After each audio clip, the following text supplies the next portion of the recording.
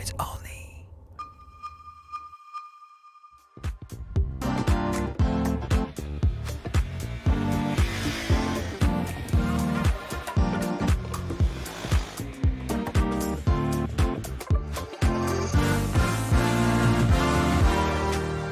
Hola, ¿qué tal amigo? Bienvenido in Malaga. Oui, on est à Malaga pour laisser des nouvelles Husky, Husqvarna 401, Svartpilen, Vitpilen de ce côté. Beaucoup de changements, ça commence par la motorisation. On a augmenté en cylindrée, on a plus de performance. On est également Euro 5+.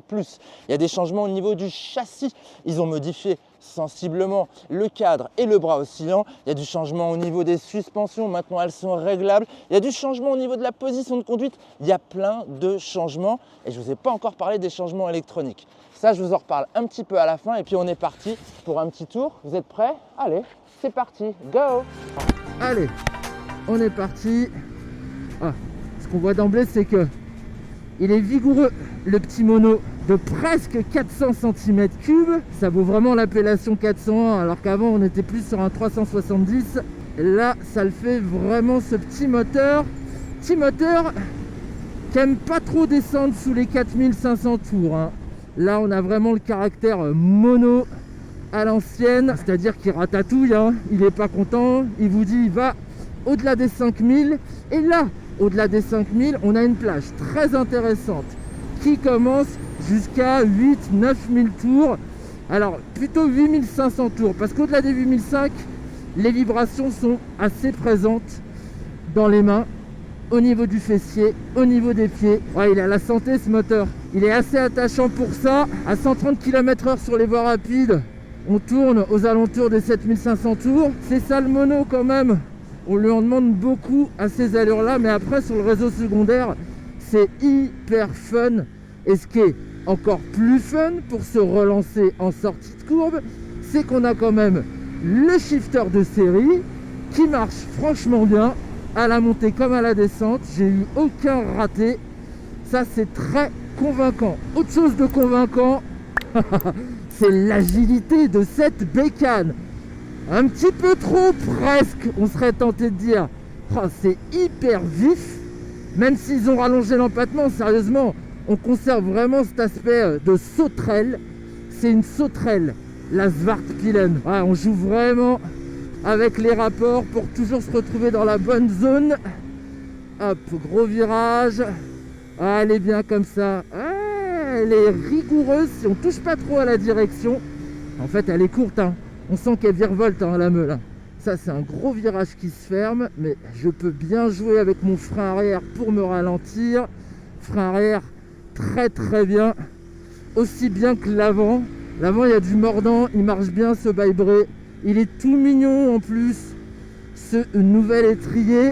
On est content d'avoir les assistances actives sur l'angle. Maintenant, ça c'est un petit plus. On a deux modes de conduite aussi. Le mode normal, Road, et un mode Rain un petit peu plus doux, qui met également les assistances un petit peu plus haut. Et puis ce qu'on peut également modifier, c'est l'ABS. On peut passer en ABS Super Moto pour pouvoir faire des glisses de l'arrière. Elle est fun, c'est ça qu'elle a en plus par rapport aux autres. Après, pour la position de conduite, j'aime bien Svart parce que le guidon est un petit peu plus centré. Donc je me tiens un petit peu plus droit que sur Vitpilen, qui elle a un guidon un petit peu plus droit. Alors on n'est pas aux extrêmes qu'il y avait avant, il n'y a plus de demi-guidon, mais ils sont venus à un guidon plutôt presque droit, on va dire, un petit peu plus vers l'avant, ce qui impose un basculement que je trouve pas forcément nécessaire. Et puis ce que je préfère aussi sur la Svart, sincèrement, ce sont les pneumatiques. Les Rally STR, je trouve, fonctionnent mieux que les Michelin Power 6 qu'on a sur Vitpilen. Et puis pour finir, sur la position de conduite, on est vraiment confortable aussi au niveau des jambes. Elles sont pas trop repliées, ils sont bien disposés, les repose-pieds. En même temps, la garde au sol est assez bonne. J'ai frotté, oui, sur la séance photo, mais j'ai cherché la limite. Et elle est bien loin, il y a vraiment de quoi s'amuser, ça c'est bien. Et question maintenant suspension, je trouve que l'ensemble est réglé vraiment souple d'origine. C'est un petit peu un chewing-gum, mais comme cette année on peut tout régler, eh bien on a tout réglé et on peut quand même durcir un petit peu tous les settings. On la transformera pas en Panigale, non ça c'est sûr. En revanche, on pourra la rendre un petit peu plus précise sans trop nuire à son confort que je trouve vraiment bon. Ouais, et puis j'adore la vue sur la nouvelle instrumentation, elle est bien faite. Allez, on vous en parle dans la partie technique et moi je vous retrouve après en petit plateau de fin pour débriefer.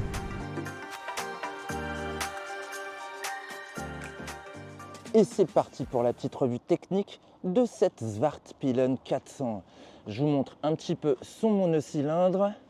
Monocylindre aujourd'hui qui fait 398,6 cm3, l'ancienne faisait 375 cm3. On est passé à une puissance de 45 chevaux, 33 kW.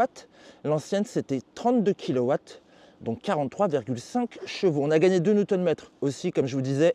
On a 39 Nm développés à 7000 tours. Embrayage assisté, bien évidemment, poignée ride-by-wire et le shifter de série. On va aller le voir, le shifter. Il est par ici, bien planqué. Ça, c'est une très bonne chose. Donc, le cadre treillis, lui, est sensiblement nouveau. Il a été remanié. Pareil pour le bras oscillant. Hop, ouais, on n'a plus le caissonnage comme on avait avant. On a encore un petit caissonnage quand même. Voilà, avec l'amortisseur réglable. Ça, c'est une nouvelle chose. Réglable en précharge et en détente, alors que la fourche, elle, est réglable en détente et en compression. Très facilement en plus, même en roulant via ces petits ergots rouges et blancs. Ça, c'est magnifique. Ce qui est magnifique également maintenant, c'est le compteur. On va allumer maintenant.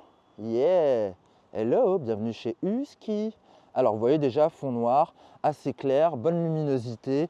Ensuite, on rentre dans les menus. On a un menu moto, info trajet, régulateur de vitesse. Et oui, c'est possible. On peut paramétrer la chose. Évidemment, si on souscrit à l'option, ce n'est pas prévu d'origine. Donc, j'ai mes modes de conduite, mes 2 modes, le street et le rain. Je reviens en arrière. Mon ABS que je peux calibrer en mode super moto. Vous voyez, on n'a que l'arrière. C'est bien matérialisé, hein. On comprend direct. Moi, je trouve ça super clean. Pareil, pour mon traction control, je peux le retirer. Si vous le retirez, vous avez le droit de faire des wheelings. Sinon, vous ne pouvez pas. On descend, le easy shift, on le laisse. Et ça, c'est sympa, interface. On peut choisir standard. On peut choisir sans les favoris. Et alors, le dernier, mon préféré, juste le contour et la vitesse. Ça, c'est vraiment cool. Pas de fioriture. Voilà, c'était pour cette belle petite interface qui se gère avec ce Komodo, mais qui est juste super pratique et qui est rétro-éclairé. Pareil pour celui de la mise en route. Voilà, allez, je vous retrouve en plateau de fin. Bon, c'était une journée super sympa. Déjà parce que la région de Malaga est incroyable et parce que ces Husky, elles sont fun. Elles sont fun, ce qui me permet de synthétiser mon essai aujourd'hui avec 3 points positifs. On va prendre tout d'abord le groupe motopropulseur, c'est-à-dire moteur et transmission.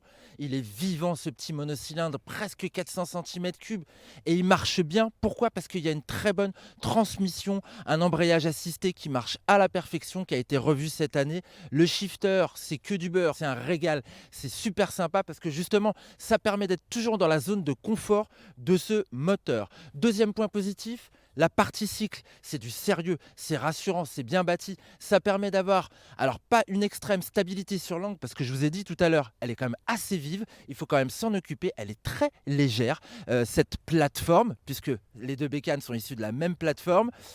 Et pour moi, dernier point positif, c'est l'électronique que je trouve juste parce qu'il n'y en a pas trop, il y a tout ce qu'il faut, elle n'est pas trop intrusive, elle est vraiment bien paramétrée. On est content d'avoir les assistances sur l'angle et puis on est content également d'avoir cette belle instrumentation que je vous ai détaillée tout à l'heure. Maintenant, dans les points négatifs, je vous ai parlé de la monte de cette Svartpilen. Pour moi, ça lui va pas très bien. Il y a des petites alertes, des trucs qui m'ont déplu en fait pendant le roulage. Deuxième point négatif, en fait, je trouve que le style est parfait sur tout ce qui est en hauteur. En revanche, sur les parties basses, on voit un petit peu la tripaille quand même. Mais c'est le concept Naked développé chez KTM comme chez Husqvarna depuis le début. Et puis, dernier point négatif, ce sera peut-être le prix. Le prix de ces bécanes, c'est quoi? On est à 6 749 € pour la Svart, un petit peu plus équipée que la Vitpilen qui elle se situe 100 € moins cher, donc 6 649 €. Ce qu'elle a de plus, la Svart, regardez pas la Vit qui est là parce qu'elle est suréquipée. Ce qu'elle va avoir de plus, c'est le saut de vent, c'est le petit sabot moteur et c'est également la poignée passager. Poignée passager développée en MotoGP. Oui, ça c'est un appui aérodynamique comme sur les bécanes KTM du MotoGP. Non, je plaisante, mais ça y ressemble grandement. Dernière chose qui va les différencier, c'est la selle. Ici, on a une selle en 2 parties, alors qu'ici, elle est d'un seul tenant. Et sincèrement, elles sont très confortables l'une et l'autre. Alors maintenant, est-ce que ce prix de 6 749 € est cher? On va parler un petit peu de la concurrence. La target dans ce segment A2, c'est la Honda CB 500 Hornet ou 500F.